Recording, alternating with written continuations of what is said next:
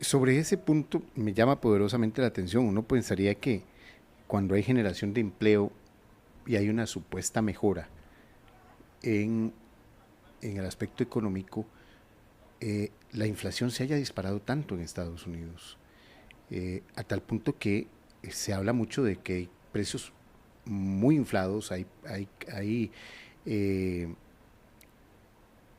hay trabajo, pero no todo lo que se gana alcanza para el diario vivir en Estados Unidos.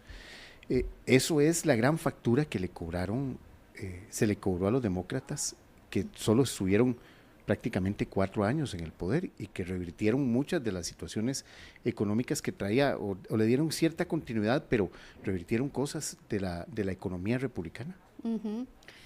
Sí, en el caso de la inflación es interesante, ¿verdad? Hay una pandemia y esta pandemia hace que se tomen medidas de estímulo a la economía. Esas medidas de estímulo, de repente ahora, cuando uno juzga viendo hacia atrás, que es muy fácil, ¿verdad?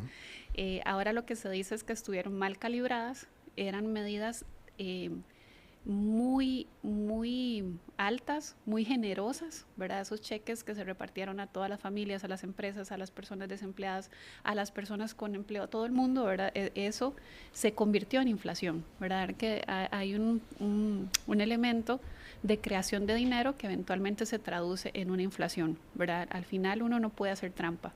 Usted está sacando a la economía de ese hueco en ese momento, pero eventualmente le llega la factura, en este caso en forma de inflación.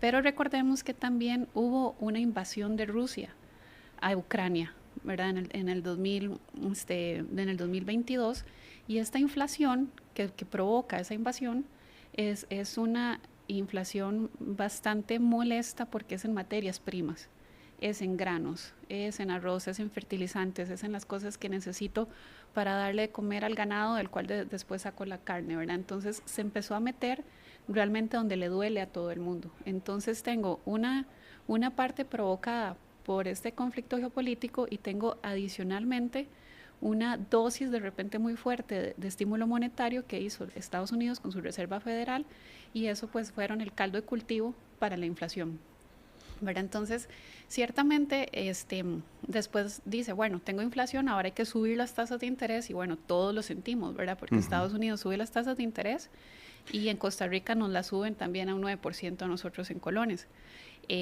Se logra, como vos decís, logramos controlar un poquito esa inflación, pero al final el electorado la cobra. ¿Por qué? Porque Estados Unidos tenía una década de no tener inflación, ¿verdad?